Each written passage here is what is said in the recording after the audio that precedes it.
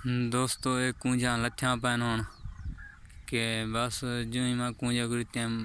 बोली ते वाल कूंजा लथ्या तले ये तो वीडियो उन्हें बना दिखाई है कि हुण वो दरिया के किनारे ते लथ्या बैठे वाल मेरे के नहीं टाइम शिकार दा सामान कहनी ना ते कूंजा भी पकड़ गिनवा ते कूंजा चार हैं ते वो सामने लथ्या बैठे वाल मैं उन्हें करीब नहीं मान सकता क्योंकि उड़ रहा है सन ते ताकू स्पेशल वीडियो बना दे दिखाई है उन्हें दी वीडियो अच्छी लगी तो इनको सब्सक्राइब और लाइक भी कर रहे सो अपने दोस्तों नाल शेयर भी कर रहे सो।